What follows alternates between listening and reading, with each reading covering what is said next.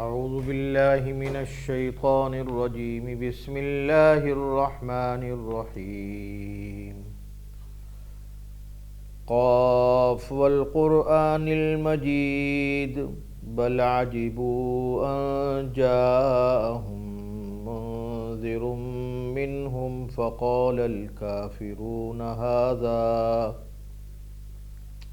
هذا شيء عجيب أَإِذَا مِتْنَا وَكُنَّا تُرَابًا ذَلِكَ رَجْعٌ بَعِيدٌ قَدْ عَلِمْنَا مَا تَنقُصُ الْأَرْضُ مِنْهُمْ وَعِندَنَا كِتَابٌ حَفِيظٌ بل كذبوا بالحق لما جاءهم فهم في أمر مريج أفلم ينظروا إلى السماء فوقهم كيف بنيناها وزيناها وما لها من فروج والأرض مددناها وألقينا فيها رواسي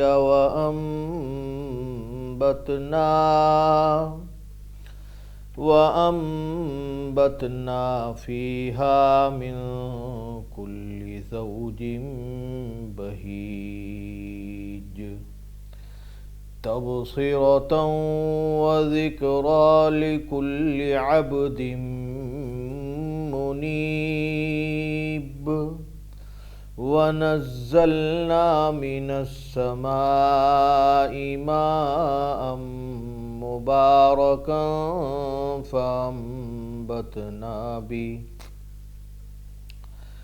فأنبتنا به جنات وحب الحصيد والنخل باسقات لها طلع نضيد رزقا للعباد وأحيينا به بلدة ميتا كذلك الخروج كذبت قبلهم قوم نوح وأصحاب الرس وثمود وعاد وفرعون وإخوان لوط وأصحاب الأيكة وقوم تبع كل كذب الرسل فحق وعيد أفعينا بالخلق الأول بل هم في لبس من خلق جديد آمنت بالله صدق الله مولانا العظیم۔ برادران محترم، میرے عزیز دوستوں، بزرگوں، سورہ قاف مکے کے اندر نازل ہوئی ہے اور اس کے اندر 45 آیتیں ہیں اور 3 رکوع ہیں۔ اس سورت کا خلاصہ یہ ہے کہ اس سورت کے اندر بیشتر مضامین آخرت اور قیامت اور مردوں کے زندہ ہونے اور حساب و کتاب سے متعلق ہیں، اور اس کی مناسبت پچھلی سورت سے یہی ہے کہ سورہ حجرات کے آخر میں انہی مضامین کا ذکر تھا، تو اسی مناسبت سے سورہ قاف کے اندر بھی یہی مضامین شروع کیے جا رہے ہیں۔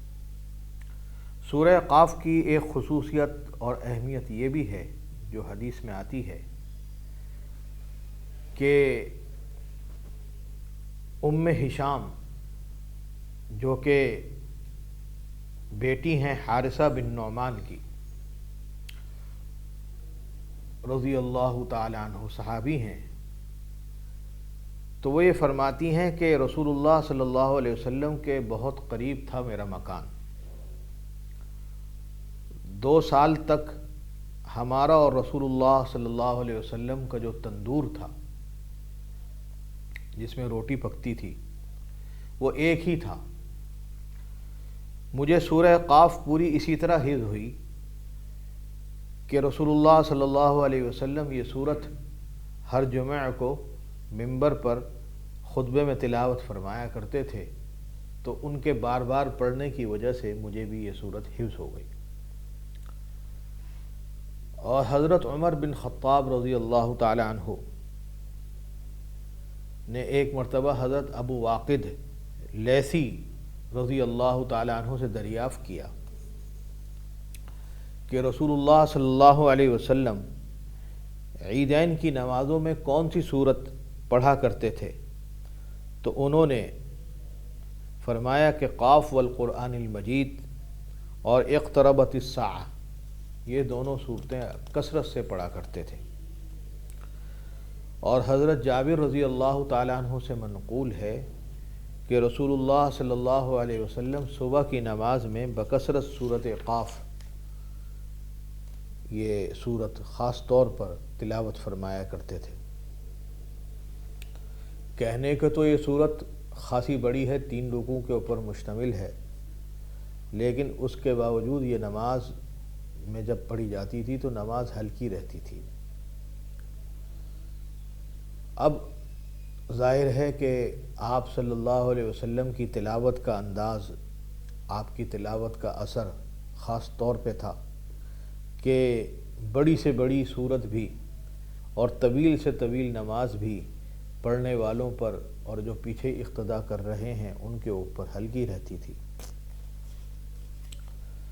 تو اس لیے اس صورت کا خاص طور پر میں نے تذکرہ مناسب سمجھا کہ اس صورت کے کچھ خصوصیات آپ حضرات کے سامنے ذکر کر دیے جائیں۔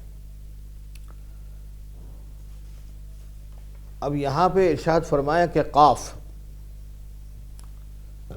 یہ حروف مقطعات میں سے ہے، اس کے معنی اللہ کو پتہ ہیں اور رسول اللہ صلی اللہ علیہ وسلم کو پتہ ہیں، اور میں پیچھے کئی مرتبہ کہہ چکا ہوں کہ جس کے بارے میں یہ بات معلوم ہو جائے کہ اللہ اور اس کے رسول کو پتہ ہیں تو اس کے بارے میں تفتیش نہیں کرنی چاہیے۔ جیسے بعض لوگوں کی عادت ہوتی ہے کہ جہاں پہ یہ لکھا ہے اور جہاں یہ فرمایا گیا ہے کہ اس کے معنی اللہ کو پتہ ہیں اور رسول اللہ صلی اللہ علیہ وسلم کو پتہ ہیں، تو اس کی کھوج میں لگ جاتے ہیں کہ کہیں سے کوئی ایسی روایت مل جائے، چاہے اسرائیلی روایت مل جائے، چاہے عبرانی روایت مل جائے، اور چاہے کسی بھی زبان کی روایت مل جائے، جس سے کم از کم یہ معلوم ہو جائے کہ اس کے اندر راز کیا ہے۔ آپ صلی اللہ علیہ وسلم اور صحابہ اکرام رضوان اللہ علیہم اجمعین اور ان کے بعد آنے والے تمام علماء اکرام اس بات کو اچھا نہیں سمجھتے تھے۔ وہ یہ فرمایا کرتے تھے کہ ابہموا ما ابہمہ اللہ، جس چیز کو اللہ نے چھپایا ہے، جس چیز کو اللہ نے مبہم رکھا ہے، تو اس کے اندر بلا وجہ تفتیش کرنے کی ضرورت نہیں ہے۔ یہ مضمون میں کئی مرتبہ آپ کو حروف مقطعات کے بیان میں ذکر کر چکا ہوں، اور آج بھی تھوڑا سا خلاصہ اس کا ذکر کر دیا ہے۔ قاف والقرآن المجید، قسم ہے اس قرآن کی جو بڑا شان والا ہے۔ قرآن کی بڑی شان ہے۔ کیا مطلب شان ہے؟ شان یہی ہے کہ اللہ تبارک و تعالیٰ نے اس کتاب میں ہر چیز کا حل رکھا ہوا ہے۔ کوئی چیز بھی ایسی نہیں ہے کہ ہم کو الجھن پیش آئے اور قرآن کریم کے اندر اس کا حل نہ ہو، چاہے وہ ہماری خوشی کی ہو، چاہے ہماری راحت کی ہو، چاہے ہماری تکلیف کی ہو، چاہے ہماری پریشانی کی ہو، ہر چیز کا حل اللہ پاک نے قرآن کریم کے اندر رکھا ہے۔ قرآن کریم کو پڑھتے جاؤ، سنتے جاؤ اور اس کے اوپر عمل کرتے جاؤ۔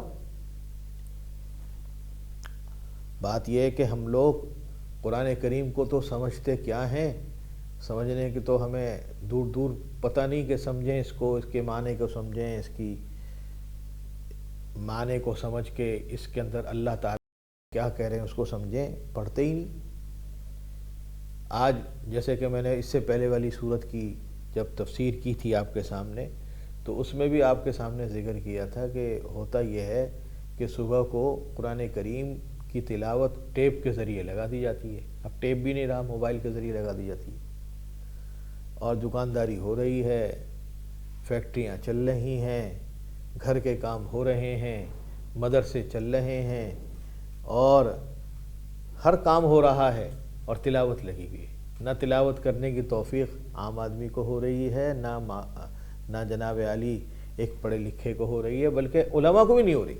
صحیح بات تو دیکھیں، اگر کسی سے پوچھو کہ حضرت کتنا قرآن شریف پڑھتے ہو، تو اس کے پاس کوئی جواب نہیں ہے کہ میں پورا پارہ پڑھ لیتا ہوں یا کم از کم آدھا پارہ پڑھ لیتا ہوں۔ بہت کم ایسے لوگ ہیں جو کہ پورا قرآن شریف جلدی ختم کر لیں۔ جیسے پہلے تھا کہ حضرت امام ابو حنیفہ رحمۃ اللہ علیہ ایک مہینے کے اندر 61 قرآن شریف ختم کر لیا کرتے تھے۔ ایسا ماحول اب نہیں ہے، قرآن شریف پڑھتے ہی نہیں لوگ، جو پڑھے ہوئے ہیں وہ پڑھتے نہیں، اور بہت سارے لوگوں نے تو سیکھا ہی نہیں قرآن شریف پڑھنا۔ قرآن شریف پڑھنا سیکھتے ہی نہیں کہ ہم چلو پڑھیں۔ ٹیوشن کی فیسیں دے رہے ہیں انگریزی پڑھنے والوں کو، اور فیسیں دے رہے ہیں کیمسٹری سکھانے والوں کو، فزکس سکھانے والوں کو، انگریزی پڑھانے والوں کو، اور وہ بھی بھاری بھاری ہزاروں لاکھوں، اور قاری صاحب کو 10 منٹ کے لیے، 15 منٹ کے لیے، آدھا گھنٹے کے لیے بلا لیا جاتا ہے، ان کو مشکل سے مہینے میں 1000 روپے پکڑا دیے جاتے ہیں کہ حضرت یہ آپ کا ہدیہ ہے اور تحفہ ہے آپ کو۔ ارے بھائی، مجھے بھی تو زندہ رہنا ہے، جیسے یہ کیمسٹری پڑھانے والا زندہ رہتا ہے، ایسے میں مجھے بھی تو زندہ رہنا ہے۔ بھائی کیا کریں، عام دستور تو یہی ہے، اب کیا کریں، کیا دیں آپ کو؟ دستور یہی ہے کہ 1000 روپے دے سکتے ہیں مہینے میں ہم آپ کو۔ تو یہ صورتحال جب ہوگی بھائی، تو پھر قرآن کریم تو یہ جو کہا جا رہا ہے نا قرآن بڑے شان والا، تو شان تو ہم نے گھٹا دی بھائی۔ جب ہم نے اس کی شان گھٹا دی ہے قرآن کی، تو پھر ہم کو نعمتیں کیسی ملیں گی، ہماری آخرت کیسے اچھی ہوگی، ہماری دنیا کیسے اچھی ہوگی؟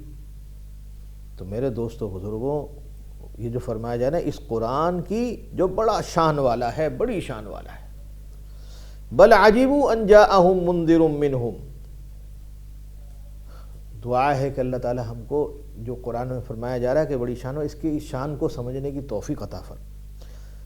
بل عجبوا ان جاءہم منذر منہم، بلکہ ان کو تعجب ہوا کہ آیا ان کے پاس ڈر سنانے والا، ڈرانے والا، جو کہ انہی میں کا ہے، انہی کے افراد میں سے ہے۔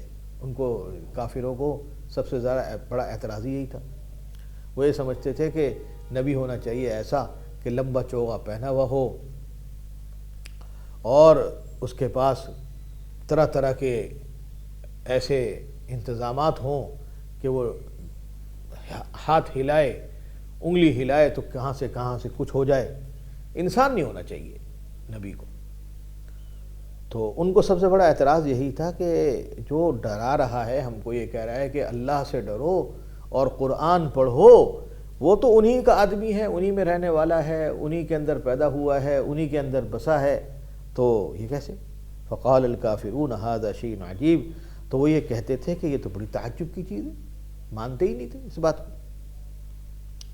ایک بات تو یہ نہیں مانتے تھے، دوسری بات اذا متنا وکنا ترابا، اور دوسری بات یہ کہتے تھے کہ جب ہم مر جائیں گے اور ہو جائیں گے مٹی، تو یہ تو پھر بڑی دور کی بات ہے کہ ہم کو دوبارہ لوٹنا پڑے گا، یعنی ہمارا حشر ہوگا۔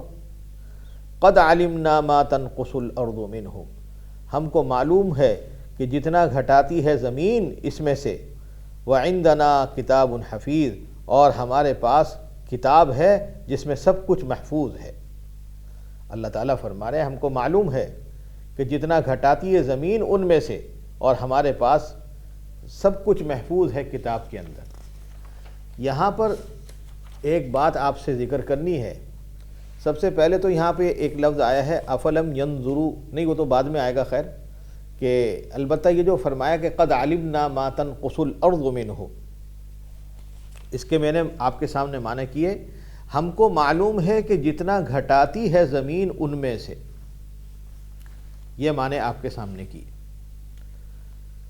اور اس کے معنی اور مزید اس کی تشریح یہ ہے کہ ہم ان اجزاء کو جانتے ہیں کہ جن کو مٹی کھاتی ہے اور کم کرتی ہے، اور یہ نہیں کہ آج سے جانتے ہیں، بلکہ ہمارا علم تو قدیم ہے، حتیٰ کہ ہم نے قبل وقوع ہی سب اشیاء کے سب حالات اپنے علم قدیم سے ایک کتاب لوح محفوظ میں لکھ دیے ہیں۔ یہ ہے اس کا مطلب۔ اب عام طور پر لوگ جو ہیں یہ جو اعتراض کرتے ہیں کہ کفار و مشرکین جو یہ کہتے ہیں کہ قیامت میں بعث بعد الموت، یعنی مردوں کے زندہ ہونا، یہ کیسے ہوگا، اس کا انکار کرتے ہیں۔ ان کی سب سے بڑی دلیل یہ تعجب ہے کہ مرنے کے بعد انسان کے اکثر اجزاء جو جسم کے ہیں وہ جب مٹی ہو جاتے ہیں تو پھر مٹی جو ہے منتشر ہو کر دنیا میں پھیل جاتی ہے، پانی اور ہوا اس کے ذرات کہاں سے کہاں پہنچا دیتے ہیں۔ قیامت میں دوبارہ زندہ کرنے کے لیے ساری دنیا میں بکھرے ہوئے اجزاء کو معلوم رکھنا، یہ جز فلاں کا ہے اور یہ جز فلاں کا ہے، پھر ایک کے اجزاء کو الگ الگ جمع کر دینا، یہ کس کے بس کی بات ہے؟ وہ یہ سمجھتے ہیں کہ یہ تو آسان کام نہیں ہے کہ ایک سب کے اجزاء کو جمع کرے۔ قرآن کریم نے اس کا جواب دیا کہ انسان اپنے محدود علم و بصیرت پر اللہ تعالیٰ کے غیر محدود لامتناہی علم کو قیاس کر کے اس گمراہی میں پڑتا ہے۔ کیا مطلب؟ انسان کے پاس ایک اپنا علم ہے، اپنے علم پہ قیاس کرتا ہے اللہ تبارک و تعالیٰ کے علم کو، اور یہی غلطی ہے بہت بڑی۔ تو قرآن کریم میں جو فرمایا جا رہا ہے کہ قد علمنا ما تنقص الارض منہ، کہ اللہ تعالیٰ کا علم اتنا وسیع اور محیط ہے کہ مرنے کے بعد انسان کا ایک ایک جز اس کی نظر میں ہے۔ وہ جانتا ہے کہ مردے کے کس حصے کو زمین نے کھا لیا ہے، کیونکہ اس کی کچھ ہڈیاں تو اللہ تعالیٰ نے ایسی بنائی ہیں ان کو زمین کھاتی نہیں، اور جن کو زمین کھا کر مٹی کر دیتی ہے، پھر وہ مٹی دنیا جہاں کے جس گوشے میں پہنچتی ہے وہ سب کچھ اللہ تعالیٰ کی نظر میں ہے۔ سبحان اللہ سبحان اللہ۔ جب وہ چاہے گا سب کو ایک جگہ جمع کر دے گا۔ اور ذرا غور و فکر کریں تو اس وقت ہر انسان کا جسم جن جن اجزاء سے مرکب چلتا پھرتا نظر آتا ہے، اس میں بھی تو ساری دنیا کی مختلف گوشوں کے اجزاء جمع ہیں۔ کوئی غذا کی صورت میں ہے، کوئی دوا کی صورت میں ہے، اور سارے عالم کے مختلف شہروں اور جنگلوں کے اجزاء ہی تو ہیں جن سے یہ موجودہ جسم مرکب ہوا ہے۔ کبھی یہ جسم افریقہ گیا ہے، کبھی امریکہ گیا ہے، کبھی یہ جسم سعودی عرب گیا ہے، کبھی جسم یہ پاکستان آیا ہے، کبھی جسم یہ ہندوستان گیا ہے۔ تو یہ جو اجزاء ہیں ان سے تو یہ مرکب ہے، پھر اس کے لیے کیا دشوار ہے کہ دوبارہ ان اجزاء کو دنیا میں منتشر کرنے کے بعد پھر ایک جگہ جمع کر دے۔ اور صرف یہی نہیں کہ اب مرنے اور مٹی ہونے کے بعد انسان کے یہ اجزاء اس کے علم میں آئے ہوں، بلکہ انسان کے پیدا کرنے سے پہلے ہی اس کی زندگی کا ہر لمحہ، اس میں پیدا ہونے والے تغیرات، پھر مرنے کے بعد اس پر کیا کیا حالات پیش آئیں گے، یہ سب کچھ اللہ تعالیٰ کے پاس پہلے سے لکھا ہوا ہے اور لوح محفوظ میں محفوظ ہے۔ پھر جو ایک ایسا علم ہے رکھتا ہے اور وہ بصیر ہے، جس کی قدرت اتنی کامل ہے اور سب چیزوں پر حاوی ہے، اس کے متعلق اس طرح کے تعجب کرنا اور اس طرح کی باتیں کرنا، اس طرح کے حیرت میں مبتلا ہونا خود قابل تعجب ہے۔ مطلب یہ ہے کہ ایسے ان لوگوں کو حیرانی ہوتی ہے اور پریشانی ہوتی ہے کہ جو در حقیقت ان چیزوں کا علم نہیں رکھتے، اللہ تبارک و تعالیٰ کے علم کو اپنے علم پر قیاس کرتے، یہ نہیں سمجھتے کہ اللہ تعالیٰ کا علم تو کہیں زیادہ ہے ہم سے، ہمارا علم کچھ بھی نہیں، ہمیں تو اللہ تعالیٰ نے وہ علم دیا جو کہ اللہ تعالیٰ نے چاہا۔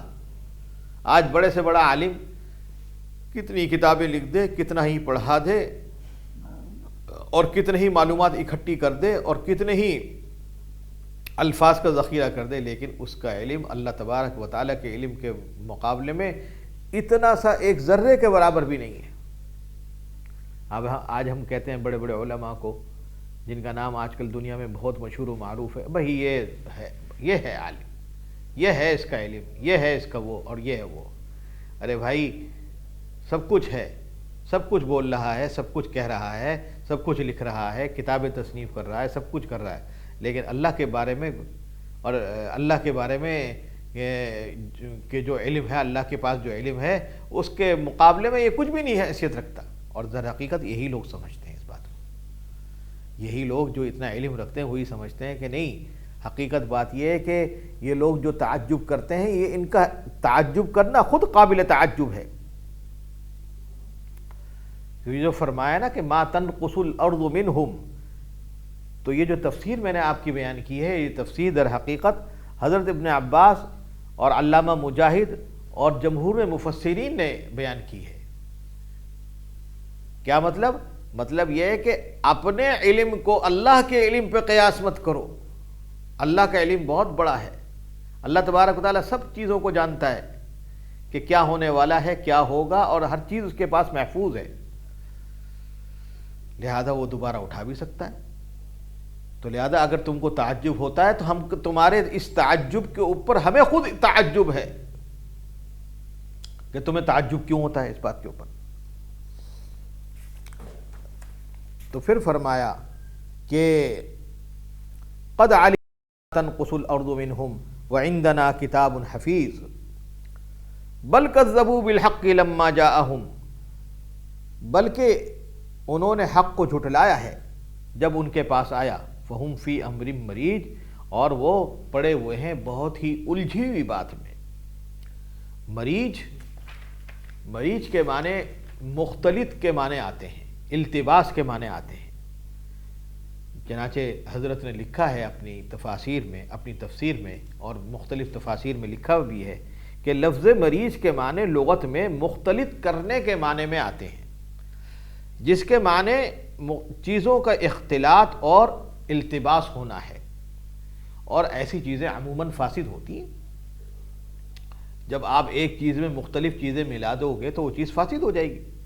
اس لیے حضرت ابو ہریرہ رضی اللہ تعالی عنہ نے مریج کا ترجمہ فاسد سے فرمایا ہے، اور علامہ ضحاک رحمہ اللہ نے، اور علامہ قتادہ رحمہ اللہ نے، اور امام حسن بصری رحمہ اللہ نے مختلط اور ملتبس سے فرمایا ہے۔ مراد یہ ہے کہ کفار اور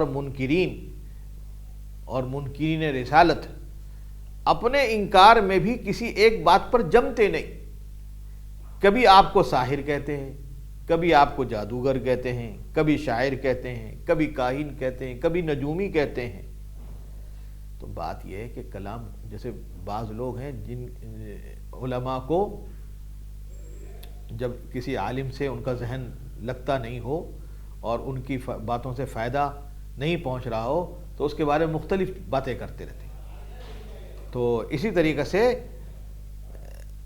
کفار و مشرکین اور منکرین رسالت تو کسی ایک بات پر جمتے نہیں تھے، آپ صلی اللہ علیہ وسلم کے بارے میں مختلف باتیں کرتے تھے، اور یہ آدمی باتیں اسی وقت کرتا ہے جب کسی آدمی کو بات ماننی نہ ہو، کسی کی بس طے کر لے کہ ماننی نہیں ہے بات۔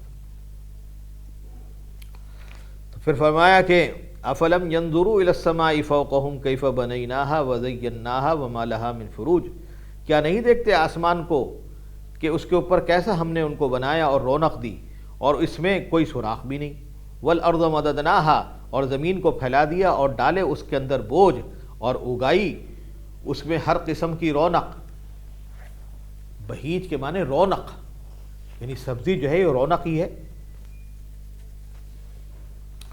تو یعنی اللہ تعالیٰ نے رونق کی چیزیں، پھول، باغات، سبزیاں، کھیت، یہ سب چیزیں جو ہیں یہ ایک خوشنما ایک منظر ہے اور رونق کی چیز ہے۔ تبصرۃ و ذکریٰ لکل عبد منیب، سمجھانے کے لیے انسان کو کہ دیکھو یہ اللہ تعالیٰ کا پیدا کردہ ہے اور اللہ تبارک و تعالیٰ کی تخلیق ہے، اور یاد دلانے کے لیے بھی کہ جب بندہ اس کو دیکھے. آپ نے دیکھا ہوگا جب آپ ٹرین میں بیٹھے ہیں، بس میں بیٹھے ہیں اور ایسے علاقے سے گزر رہے ہیں جہاں پر ہریالی ہے اور کھیت لگے ہوئے ہیں اور باغات لگے ہوئے ہیں، تو دیکھ کے اللہ تبارک و تعالیٰ یاد آتا ہے کہ دیکھو اللہ تعالیٰ نے کیسا منظر قائم فرما رکھا ہے. کہیں پر کچھ اگ رہا ہے، کہیں پر، اور سب انسان کے لیے. وَنَزَّلْنَا مِنَ السَّمَاءِ مَاءً مُبَارَكًا فَأَنبَتْنَا بِهِ جَنَّاتٍ وَحَبَّ الْحَصِيدِ، اور اتارا ہم نے آسمان سے پانی برکت کا، پھر اگائے ہم نے اس سے باغ اور اناج جس کا کھیت کاٹا جاتا ہے. وَالنَّخْلَ بَاسِقَاتٍ لَهَا طَلْعٌ نَضِيدٌ، اور کھجوریں جو لمبی لمبی ان کے خوشے ہیں اور تہ پر تہ ہیں، یعنی لمبے لمبے ان کے خوشے بھی ہیں اور تہ پہ تہ بھی ہے.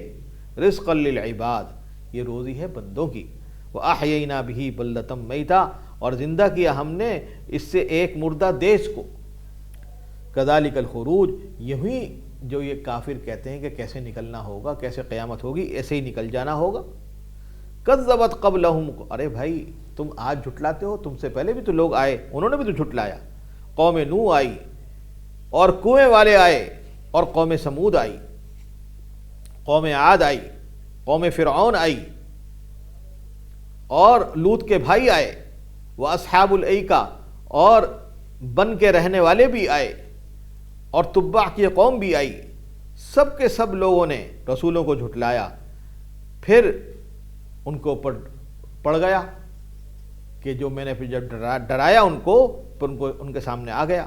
افعینا بالخلق الاول، اب کیا ہم تھک گئے پہلی بار بنا کے؟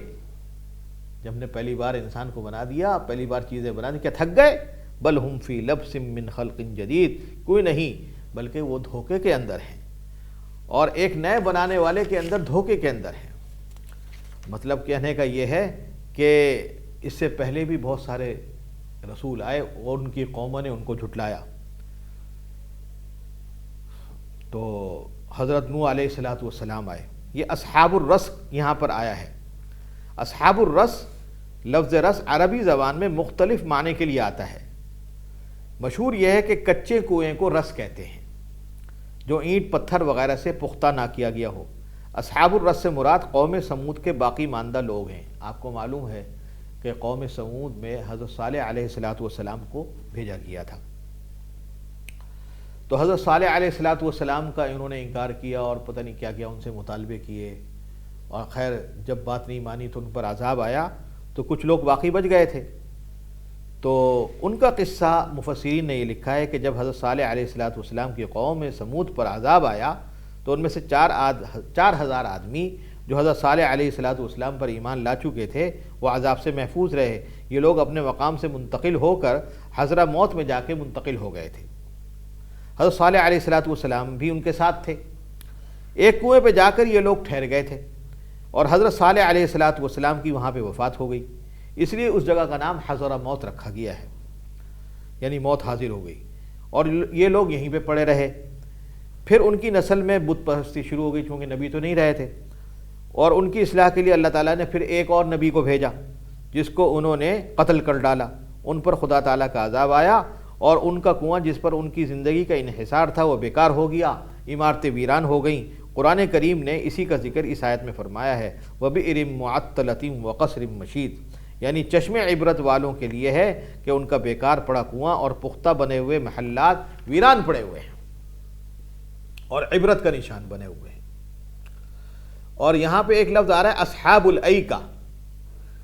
ایکہ گھنے جنگل کو اور بن کو کہتے ہیں. یہ لوگ ایسے مقام پر آباد تھے کہ حضرت شعیب علیہ السلام کو ان پر نبی بنا کے بھیجا گیا. انہوں نے ان کی نافرمانی کی، بالآخر عذاب الہی ہوا اور اس سے وہ تباہ و برباد ہوئے. ایک لفظ یہاں پہ اس رکوع کے اندر قوم تبع کا بھی آیا. تبع یمن کے ایک بادشاہ کا لقب ہے جس کی ضروری تحقیق انشاءاللہ کسی وقت جب دوبارہ یہ لفظ آئے گا تو انشاءاللہ بیان کریں گے.